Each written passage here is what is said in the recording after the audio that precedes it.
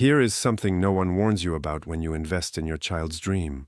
The second you write that check, you stop being their parent. You become their banker. And apparently bankers don't get invited to ribbon cuttings. Let me tell you how I learned that lesson.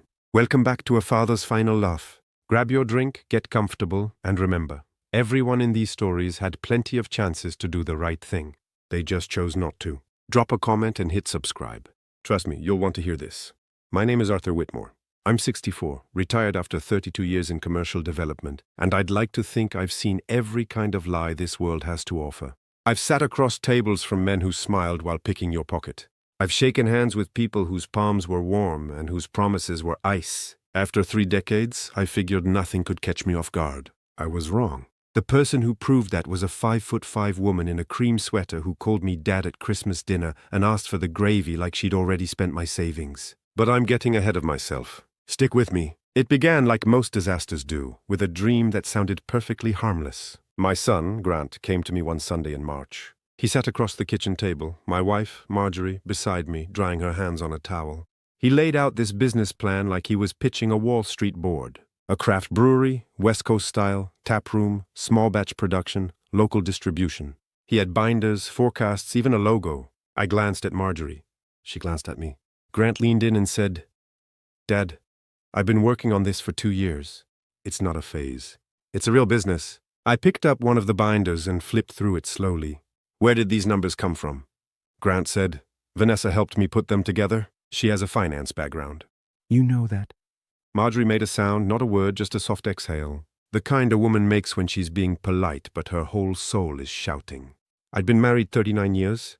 I knew that language. I looked at the logo on the front. Whitmore & Co. Brewing. Something stirred in my chest. My name, my son's ambition. Decades of work, maybe building something that would outlast me. "How much?"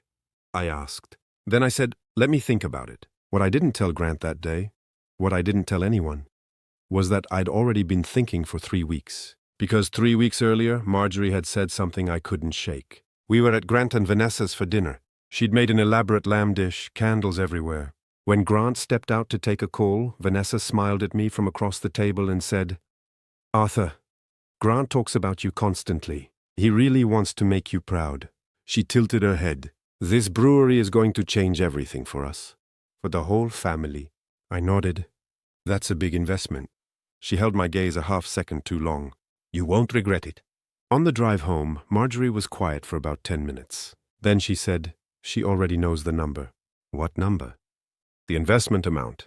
Grant hasn't asked you yet, but she already knows what she's asking for. I could see it in how she watched you." I didn't respond, but I filed it away, right next to the lamb dinner, the candles, and that lingering smile. I called Douglas Fritz on a Tuesday in April. Douglas and I went to Michigan State together. He's the only person I know who finds tax fraud genuinely entertaining. He answered on the second ring. "Arthur, the last time you said you needed a favor, I spent 5 days auditing a parking garage in Toledo. So forgive me if I sigh before I say, go ahead." He sighed. "Go ahead." I told him about the brewery, Grant, Vanessa, Marjorie's instinct, and the half-second smile. Douglas listened without interrupting. Then he said, "You want me to dig into the business plan?" "Everything," I said. "Everything is a big word, Arthur. I know what I'm paying you for." He laughed. "Give me 2 weeks." I gave Douglas his 2 weeks. In the meantime, I played my part perfectly. I called Grant and told him I was in. I heard him go quiet. That stillness of a man who can't believe something he wanted is actually happening. Dad, really? "It's a good plan, son. I believe in you." What I didn't say was, "I believe in you completely." It's someone else I'm not sure about.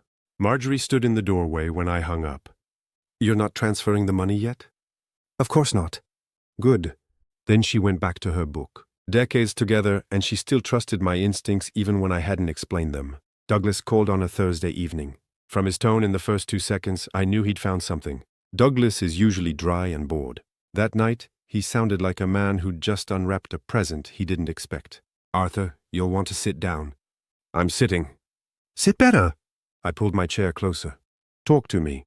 That business plan your daughter-in-law put together, beautiful document, clean projections, solid research, it's completely disconnected from the financial structure she filed with the county." The room went still. "Say that again." "The plan she gave your son is a showpiece.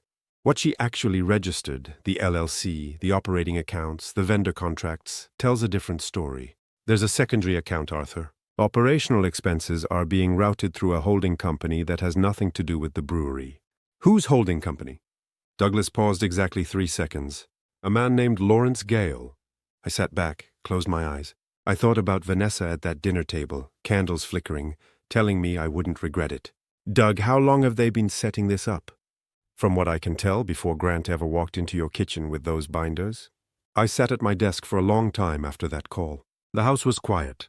Marjorie was upstairs. The clock on the wall ticked, patient, indifferent. I thought about my son's voice cracking slightly when I told him I believed in him. Then I picked up the phone and called Paul Harrington. Paul answered in that slow, deliberate way of his, like every word costs him something. Arthur, it's been a while. Paul, I need an escrow account set up quietly. A pause. I'll have the paperwork ready by Monday. I hung up, looked at the clock, and smiled. Not because anything was funny, but because the rules had changed, and only one of us knew it yet. Let me tell you something about being deliberately left out. It's not the exclusion itself that stings, it's the performance around it. The careful explanations, the cheerful tone, the way people look at you like you're supposed to smile and nod and ask nothing. I've never been good at that last part. It was a Wednesday afternoon when Marjorie came to find me in my study. I was pretending to read. Mostly, I was thinking about Douglas's call and the name Lawrence Gale. Marjorie stood in the doorway. Vanessa called. The brewery opened. I put my book down slowly. When? 10 days ago. I let that number hang. 10 days. No call. No text. Not even a photo sent like an afterthought. What exactly did she say? Marjorie sat across from me. She said, and I'm quoting, "It was 10 days ago. We only invited close family and friends. Very intimate, very low-key. Close family and friends." That's what she said. We're his parents. I'm aware, Arthur. I leaned back. I thought about the word intimate. I thought about 490,000. I smiled. Marjorie watched me. Why are you smiling? Because from where I'm sitting, nothing about this is funny. I'm smiling because she called. Not to invite us, to check on me. There's a difference. She stared at me. Paul, everything is exactly where it needs to be. She nodded once, stood up, smoothed her blouse, and walked out like a woman who'd decided to trust her husband one more time. 3 days passed. I went about my life with the calm of a man waiting for something he's already prepared for. Breakfast. The paper. 2 calls to Douglas, who answered with the enthusiasm of someone genuinely enjoying himself, which for Douglas meant saying things like, "This gets more interesting every day," in the same tone others use for weather. On the 3rd day, my phone rang. Vanessa. I let it ring twice, not because I wasn't ready, but because I believe in making people wait just long enough to feel it. Then I answered. Vanessa, what a nice surprise. Her voice came through warm and slightly breathless, performing urgency without wanting to seem panicked. Arthur, hi. I'm so glad you picked up. How are you? How's Marjorie? We're wonderful. Quiet week. She laughed, that light, practiced sound. Listen, I don't want to take too much of your time. You're not. Go ahead. A tiny pause. So, we've been getting the brewery fully operational. The first few weeks are a lot. Vendors, staffing, permits. Sounds exciting. It really is. Grant is in his element. Another pause. The thing is, some of the initial bills are coming due. Operational setup, equipment balances. We were expecting the investment transfer to have cleared by now. I just wanted to make sure everything was still on track on your end. I let the silence stretch. 1 second. 2, 3. Arthur? I'm here. Did you get a chance to transfer the money? I smiled. The real one. The one Marjorie says makes me look like I know something the rest of the room doesn't. Of course. It was handled weeks ago. Now you need to understand the silence that followed. If Vanessa were who she pretended to be, a devoted wife, a diligent partner, that silence would have lasted half a second. She would have exhaled and said, "Oh, wonderful, must be a processing delay." Instead, it lasted 4 full seconds. Then she said very carefully, "Handled how?" Transferred as agreed. Every dollar. To the account? To the account set up for this purpose. Yes. Another pause, shorter but tighter. Which account specifically? I want to make sure our bookkeeper is looking in the right place. Paul Harrington has all the details. He handled the transfer. You remember Paul? I mentioned him when we discussed the legal structure. Give him a call. He's been expecting to hear from someone. The temperature of the conversation changed. For one unguarded moment, Vanessa stopped performing. She said, Who is Paul Harrington? And there it was. Because if you were a legitimate daughter-in-law, you'd say, Great, what's his number? You wouldn't ask, Who is he? In a voice that had gone 2 degrees colder. He's my attorney.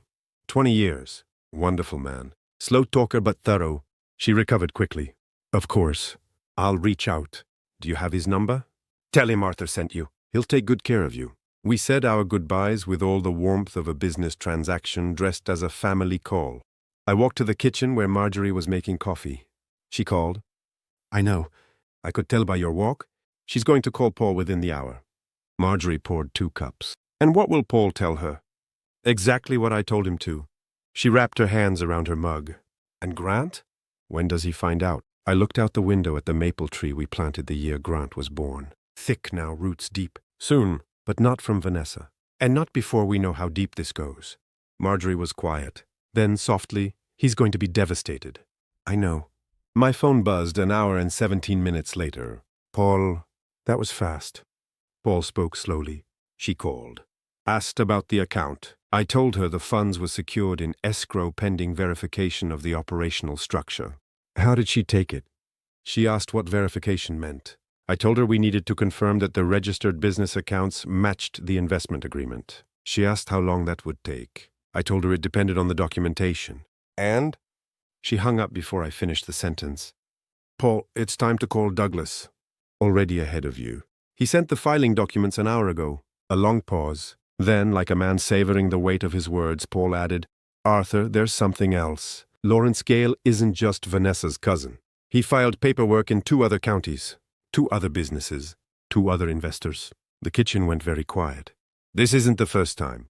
No, Arthur, it is not. I stood at the window for a long time. The maple tree? The yard. Decades of watching something grow. Somewhere across town, in a brewery with my family's name above the door, a woman was making calls she thought I didn't know about. The smile came back, the real one. Because sometimes being the banker instead of the parent is exactly where you need to be. There's a particular kind of morning that exists only in the weeks before something enormous happens. The sky looks the same. The coffee tastes the same. The birds are indifferent. I've always loved those mornings. It was a Friday. Marjorie sat at the table with her reading glasses and coffee. She looked up at me like she already knew what I was about to say. Today, she took off her glasses. Grant, too. Grant first. She nodded, stood up,